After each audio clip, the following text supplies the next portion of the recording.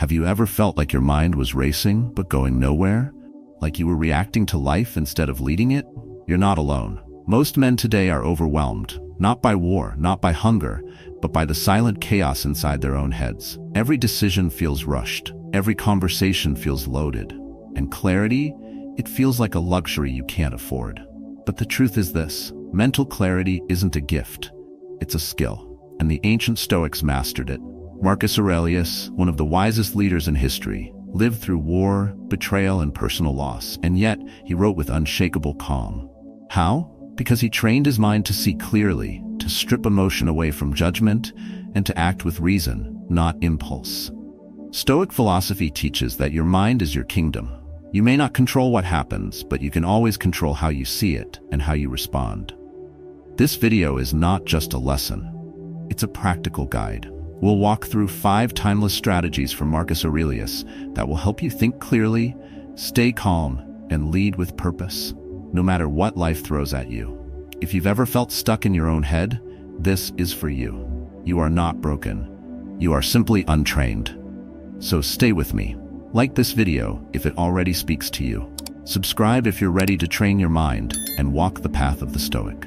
1. Train your perception. Marcus Aurelius once wrote, "Choose not to be harmed and you won't feel harmed." At first that may sound like denial, but he wasn't talking about ignoring pain. He was pointing to something far more powerful: your ability to control how you interpret what happens. In a world full of chaos, this one skill, training your perception, is what separates the man who's shaken by everything from the man who stays grounded in anything. Every day, you face events that trigger an automatic emotional judgment. You walk into work and your boss doesn't say good morning. Your mind labels it disrespect. On the way home, your wife says, "We need to talk." You label it criticism. You check your bank balance and feel that familiar tightness in your chest. You label it failure. None of these events carries any objective weight. They are just signals. But the labels we slap onto them, immediate, unconscious, emotional, determine how we experience life. Most people live their lives like this. They don't see the world, they see their judgment of it. And over time, that becomes exhausting. When everything is too much, unfair, or pointless, what you're really carrying is the burden of your own perception. You're not reacting to reality. You're reacting to the story you're telling yourself about reality. And that story, more often than not, is distorted by emotion and habit. Now, imagine a different kind of response. You walk into that same office, your boss doesn't greet you. But this time, you pause. You don't assume it's personal. Maybe he's preoccupied. Maybe it's nothing. You leave space for neutrality, and that space gives you peace. You come home and your wife says, "We need to talk." This time, instead of tightening up, you breathe. You stay present. You listen without defending. Your perception doesn't spiral. You stay grounded. That's the power of mental clarity. Not in changing what happens, but in choosing how to see it. But how do you start training your perception? You begin by watching your labels. Every time you feel a spike of emotion, anger, frustration, fear, pause. Then ask, is what I'm feeling based on fact or my assumption? Is there another way to see this? Most of the time there is. Reframing is not about pretending. It's about adjusting the lens to see clearly, not emotionally. And it's something you practice every day, not just when things go wrong.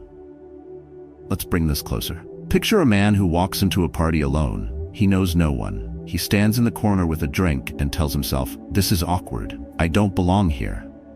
Now that label, awkward, becomes the lens through which he views the entire night. Every silence feels louder. Every laugh feels distant. He leaves early, certain the night was a waste. But rewind the scene.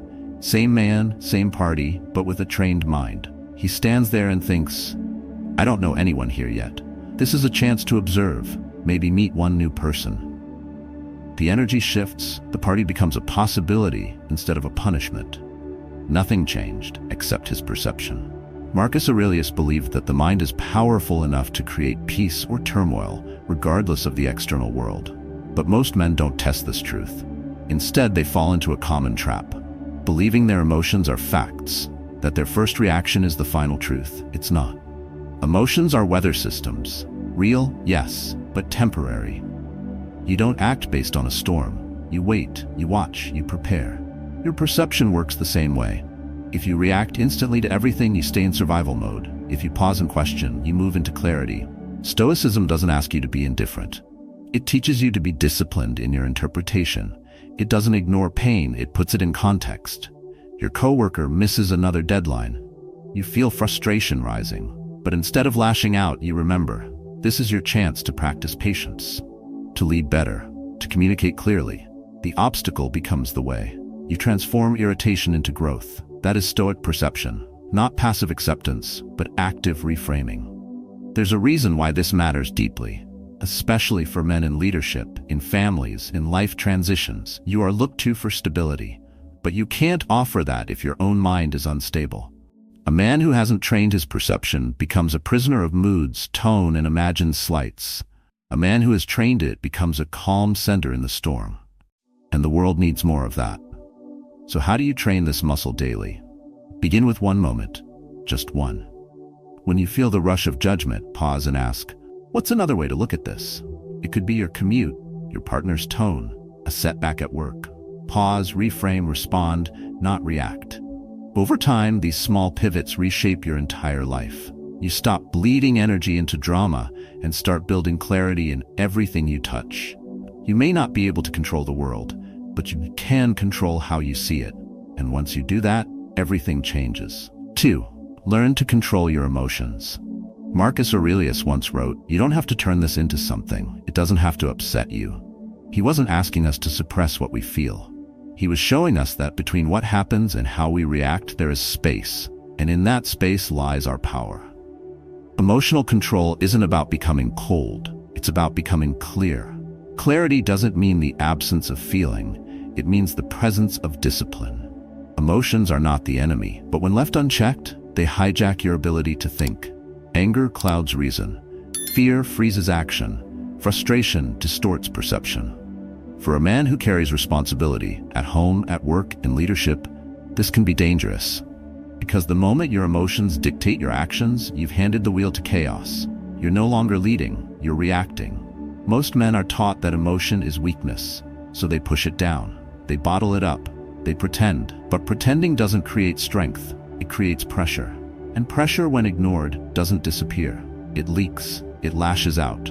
Sometimes in words, sometimes in silence, sometimes in decisions that ruin everything you were trying to protect. The Stoics didn't run from emotion. They faced it. Then they redirected it. That's the difference. Imagine a man betrayed by someone he trusted. Anger burns in his chest. His first instinct is to explode, to confront, to hurt back. But he pauses. He asks, will this action heal or harm? Not just them, but himself. And if the answer is harm, he waits, he writes, he lifts, he breathes. He confronts later calmly from a place of clarity, not rage. That's emotional strength. Not denial, but redirection. Now picture a different emotion, fear. A man stands outside his boss's office, rehearsing how to ask for the raise he knows he deserves. His stomach twists, his mouth is dry. He tells himself, this is a bad idea. That's fear speaking. But Stoic practice says fear is not a stop sign, it's a signal. The fear tells you where your growth lives. So he walks in anyway. He doesn't silence the fear. He moves with it. He channels it into preparation. He knows the questions his boss might ask. He's already answered them. He's ready. Not because he doesn't feel fear, but because he didn't let fear rule the day. You don't eliminate emotion. You learn how to lead it. And you start by observing the trigger. When emotion hits, pause. Then ask, is this useful? What would happen if I acted on this right now? Is there another way to release this energy that aligns with the man I'm trying to be? That alignment is everything. Emotional strength is not just about control. It's about character. Too often we confuse silence with control. But bottling is not mastery. True Stoic control means you can feel fully and still choose wisely. It's not about avoiding hard conversations. It's about having them without losing yourself. It's not about ignoring betrayal. It's about responding without becoming what hurt you. That's a higher level of discipline. And discipline is the key to peace. When you train your emotions to obey reason, you become a man people can count on. Not because you never feel, but because you never let feelings ruin what you've built. In a world that constantly pulls you toward reaction, emotional self-control becomes a form of rebellion. A quiet power. a force that doesn't shout, but doesn't break either. Think about a man who's raising teenagers, juggling work deadlines, and managing a strained marriage. His margin for error is razor thin. Every word he speaks carries weight. Every choice can build or destroy what he's working for. In moments of pressure, if emotion leads, everything unravels. But if reason stays at the wheel, he becomes the anchor. Not just for himself, but for everyone who leans on him. This isn't philosophy for the classroom. This is survival in the real world. This is how you hold a marriage together when resentment brews. This is how you make hard decisions under stress. This is how you stop yourself from saying what can't be unsaid, and the only way to get there is to practice. So what's the practice? It starts with awareness. When you feel something swell, anger, fear, jealousy, name it, labeling it gives you distance. Then breathe. 3 deep breaths before any reaction. In those seconds, you return to yourself. You choose a response over an impulse. And if you still need to express it, do it with intention. Write, speak slowly, move your body, ask for space, but never act out of panic, because panic burns bridges. Clarity builds them. The modern world rewards outrage. Algorithms favor rage. But Stoicism doesn't care what the world favors. It favors the man who stays unmoved while everything shakes around him. The man who knows that real strength is silent, deliberate, and steady. That emotional fire is meant to be harnessed, not unleashed.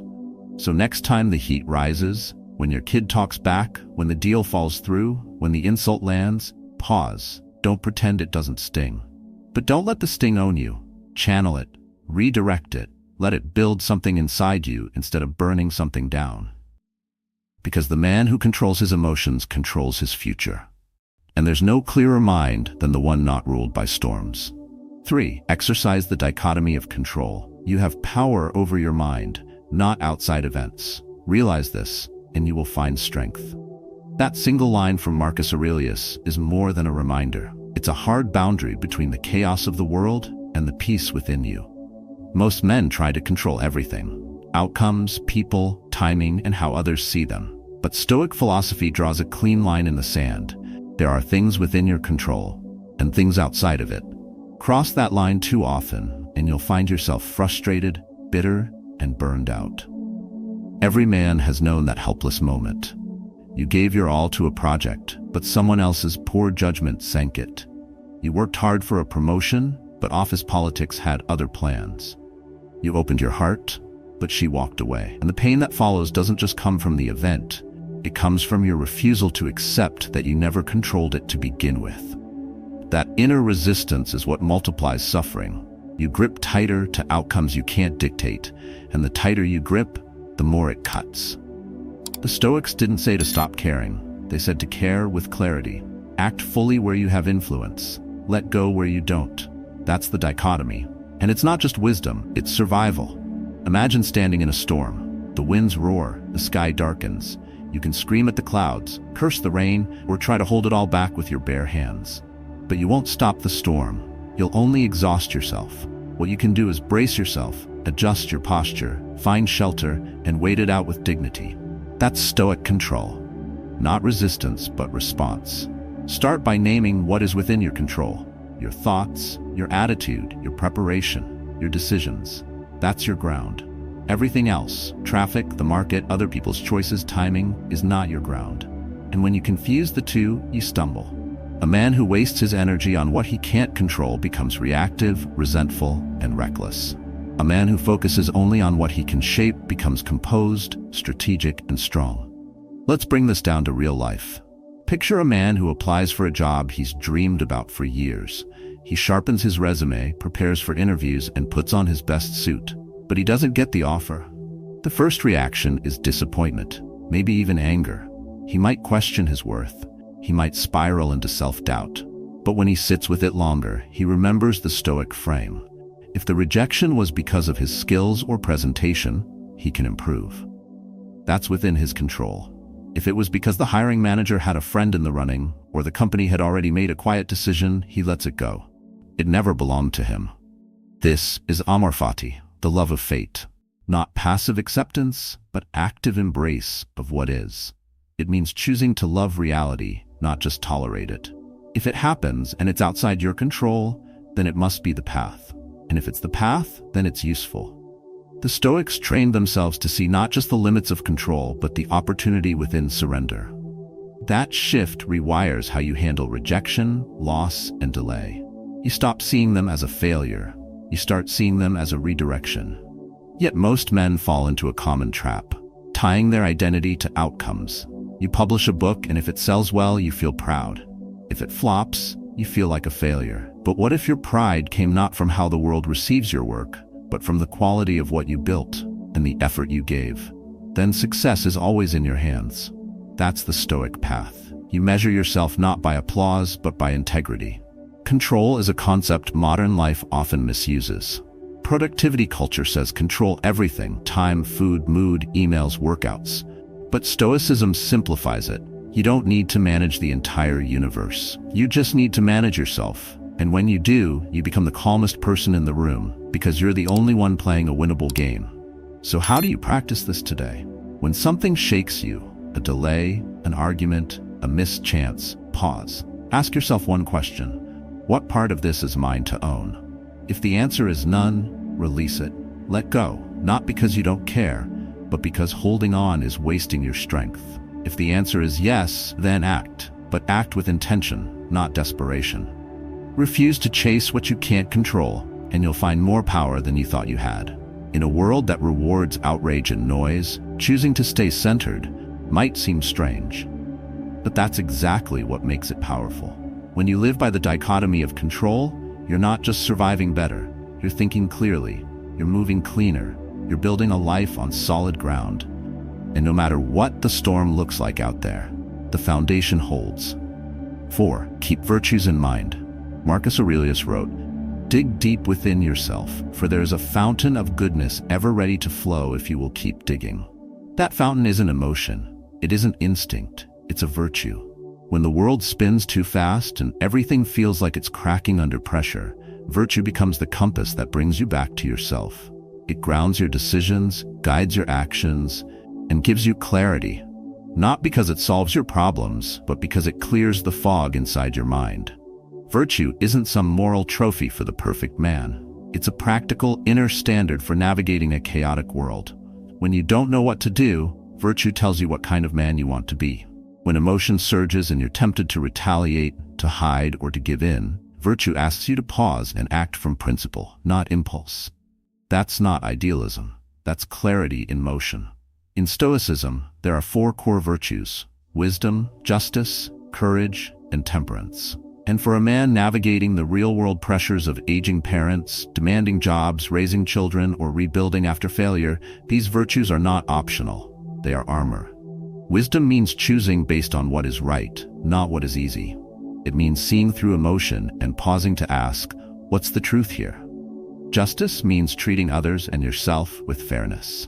Courage is not the absence of fear, it's action in its presence. Temperance is restraint in a world of excess, knowing when to stop, even if you could keep going. Picture a man who's just found out his team is being cut after decades of loyalty. His first instinct is rage. Maybe he wants to storm out, maybe call out the unfairness, but instead he breathes. He asks himself what wisdom would do. He remembers justice, even for those who've hurt him. He summons courage to face a future he didn't plan for, and he uses temperance to not say something he'll regret. In that moment, he loses a job, but he keeps his soul. That's what virtue protects. Most men don't fall because of what happens. They fall because they forget their internal standard when things happen. In the heat of the moment, we think being clever is enough. But clever isn't strong. Clever reacts. Virtue decides, and most of us weren't trained for that. We were told to win, to be right, to look strong, not to act right, not to be aligned. That misalignment shows up in the small choices. You say something just to shut your wife down. You lie to make a deal happen faster. You cut corners because no one's watching. And with each act, you trade clarity for short-term control. It feels good for a minute. Then the guilt creeps in, the tension builds. You feel it when you're shaving, when you wake up in the middle of the night, when you try to look your kid in the eye and tell him how to live right. You can't fake virtue, not to yourself. The Stoics understood that living with virtue wasn't about being perfect. It was about being consistent. When you act from virtue, you create peace inside, because your actions align with your principles. And when your actions and principles match, you stop second-guessing yourself. You stop explaining yourself to the world. You walk quieter, but your presence carries more weight. Now let's talk about temperance in real life. It's Friday night, you're exhausted, the bourbon's on the shelf, your mind says one glass, your mood says the bottle. But you stop, you drink the one, you enjoy it. Then you put the glass down. Not because you're afraid, but because you chose mastery over indulgence. That's power. In that quiet decision, you built strength or take wisdom. You're in a meeting. Someone cuts you off, disrespects you. The room goes still. Your ego screams. But you wait. You keep your tone low. You speak with clarity. And later, people remember that. Not the insult, but the way you handled it. That's influence rooted in self-control. That's virtue at work. Virtue also frees you from the prison of comparison. When you know the code you live by, you stop chasing someone else's scorecard. Whether it's money, image, or attention, those things lose power over you. Because your measure of success is internal, not external. You become calm, not because life is easy, but because your core doesn't shake when the world does. A man who lives by virtue may lose status, money, or praise, but he never loses himself. That makes him untouchable in the ways that matter most. And in a noisy world of noise and reaction, that kind of quiet certainty is rare and needed. So ask yourself, right now, which virtue do I need more of today? Where can I be more courageous? Where can I show restraint? What would justice look like in this situation? How can I think more clearly before acting? And whatever the answer is, live it, not later, now. Virtue doesn't wait for a perfect moment. It creates it. In the middle of the mess, under pressure, in silence. That's where you build a Stoic mind, and that's where clarity begins. 5. Always consider the big picture. This is the final idea, but in many ways, it's the one that holds all the others together.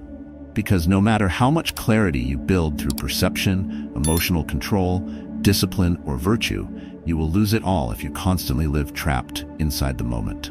You must rise above it. As Marcus Aurelius wrote, how beautifully Plato put it, whenever you want to talk about people, it's best to take a bird's-eye view and see everything all at once. That's not just poetic, it's tactical. Big picture thinking gives you calm, it gives you clarity, and most of all, it gives you power over the noise. We live most of our days with our faces pressed against the glass, too close to see what's really going on. Everything feels urgent, every mistake feels final, every word feels like a judgment. But the truth is, most of it won't matter next week. Almost none of it will matter in a year. And yet, we let small things define our state of mind, damage our relationships, or derail our sense of purpose. Stoicism teaches you to zoom out, to see your problems in the context of your life, and your life in the context of something larger. That one shift in perspective can change everything. Think of a man stuck in a job that drains him. He's burned out, tired, and underpaid. But he stays, because it's familiar, because he doesn't know what else to do. Because the fear of starting over feels bigger than the pain of staying. Every day feels like a cycle he can't escape. But what if he stepped back? Not just emotionally, but mentally. Stepped out of his habits and asked deeper questions. Is this all there is? What do I want my work to say about me? What do I want to leave behind? Those aren't dramatic questions, they're clear ones. And clarity gives you direction. Most men don't ask those questions because they're buried in the weeds. They think the only options are left or right when there's an entire horizon they're not even looking at. Zooming out doesn't mean ignoring your responsibilities. It means putting them into a bigger frame. You stop letting today's emotion shape your life's meaning. You start acting from the view of your future self, not your current stress. This kind of thinking helps in smaller ways too. Your child talks back, your spouse snaps, your coworker disrespects you in front of the team. You want to react, you want to prove a point. But before you speak, you pause. You ask, does this matter in the big picture? Will this choice make me proud a year from now? That doesn't mean you stay silent or soft. It means you stay sharp and grounded. Because long-term men don't get pulled into short-term chaos. The mistake most people make is assuming their personal perspective is the only one that counts. But perspective is relative. Just because something feels big doesn't mean it is. And just because you're right doesn't mean you're seeing the whole thing. The Stoics knew that the mind loves to zoom in, especially under pressure. So they trained themselves to pull back, not to detach from life, but to see it more fully. That shift allows you to break out of emotional loops, ask better questions, and make decisions with distance, not just intensity. Imagine you're facing a major choice, leaving a job, ending a relationship, or moving to a new city. Everything inside you is a storm of doubt and second-guessing. But you take a walk, you clear your head, you stop thinking about what's safe or expected and ask, what matters in the grand scheme of my life? What kind of man do I want to be? That's not vague, that's vision. Big picture clarity takes you out of survival mode and into strategy. It helps you lead your own life instead of just enduring it. And it works even on the smallest levels. You're in traffic, someone cuts you off. You feel the surge, but then you ask, is this where I spend my energy today? You let it go. Not because you're weak, but because you're not willing to burn fuel on something that won't matter tomorrow.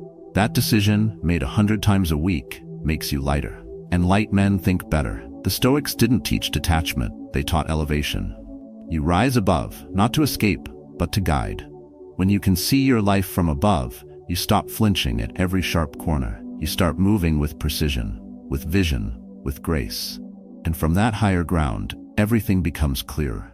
Here's the challenge. Once a day, take 5 minutes. Step away from your screen.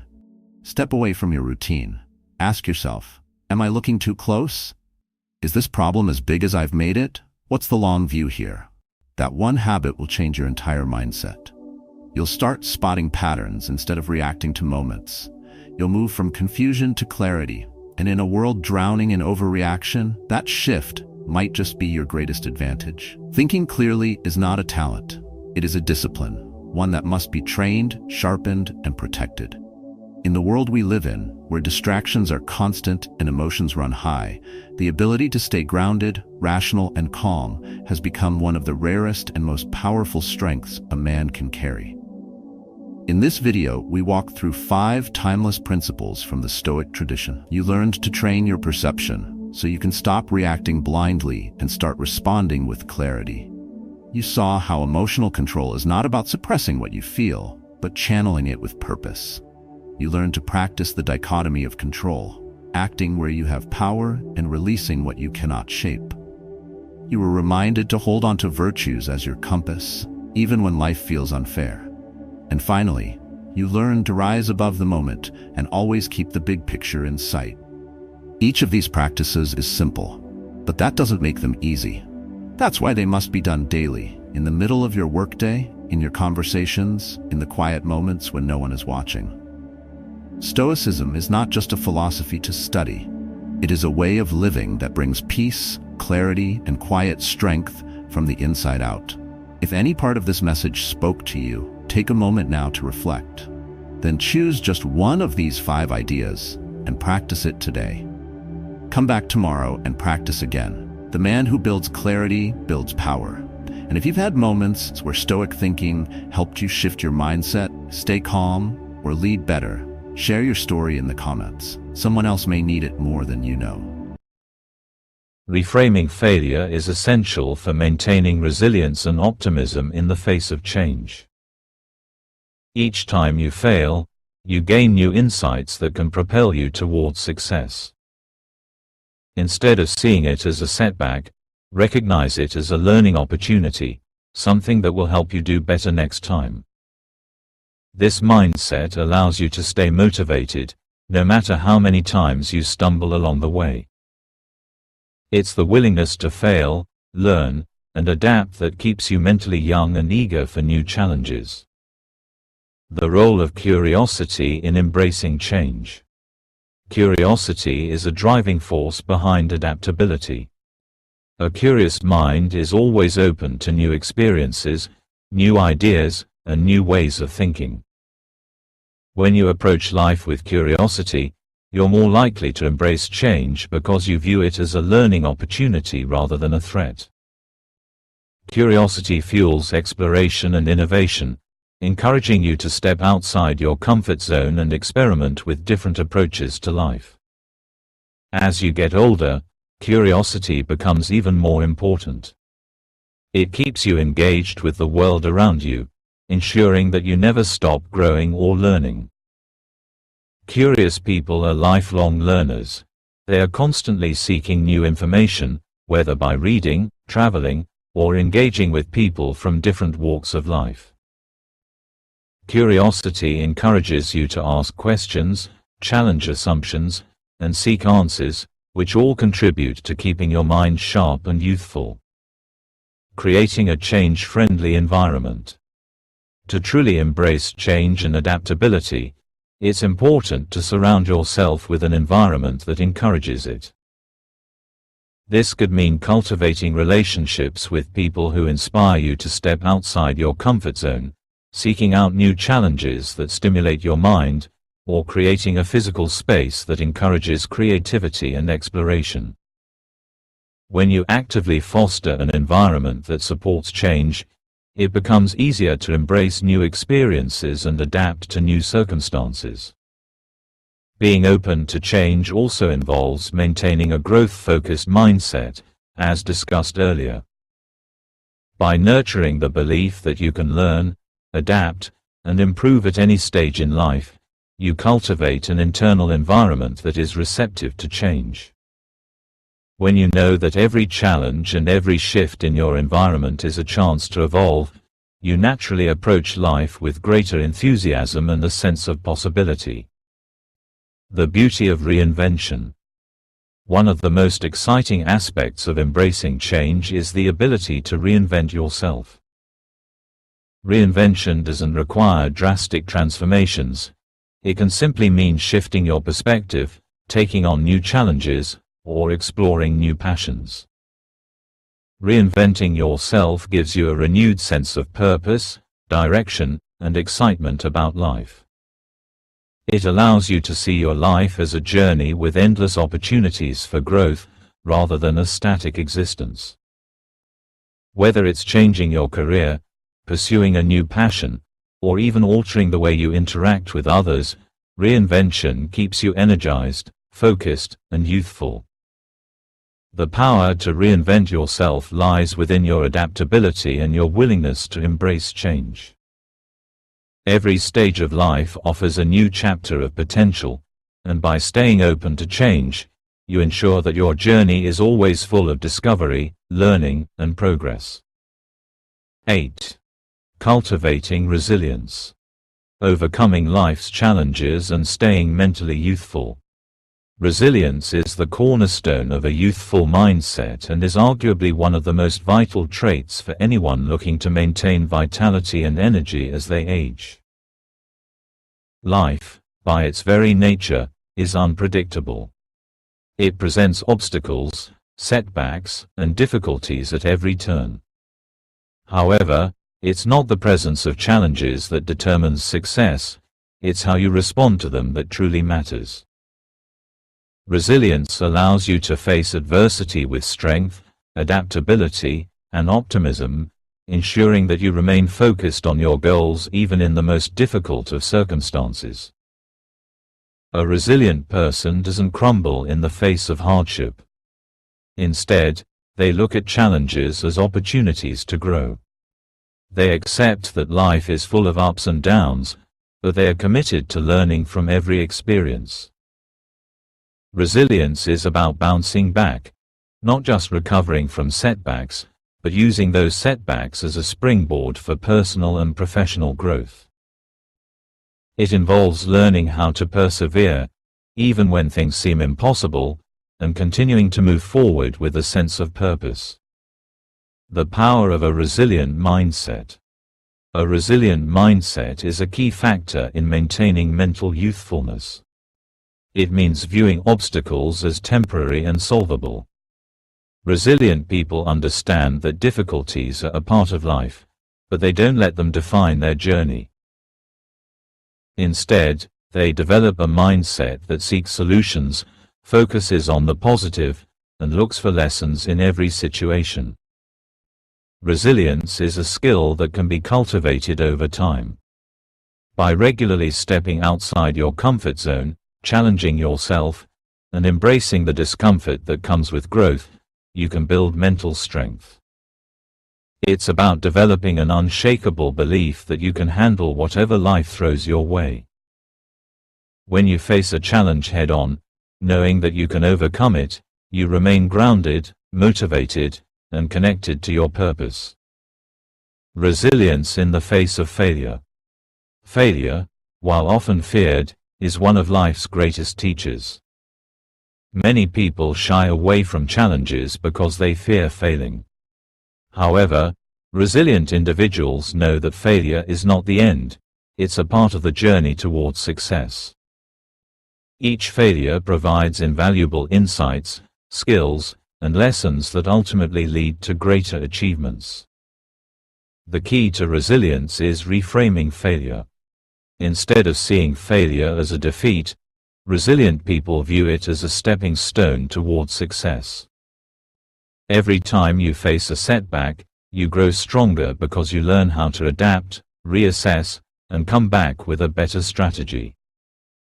This ability to learn from failure, rather than being discouraged by it, is what allows you to keep moving forward and ultimately achieve your dreams. Practical ways to build resilience. Building resilience is not a passive process, it requires active effort. Here are some practical ways to enhance your resilience and develop the mental toughness that will keep you youthful. Develop a growth mindset. Embrace challenges as opportunities for learning and growth. When you approach difficulties with the mindset that you can learn from them, you build resilience. Maintain a positive outlook. Focus on the positives in any situation, no matter how tough things seem. A positive attitude helps you keep going even when things are difficult. Build a support system. Surround yourself with positive, supportive people who encourage and uplift you.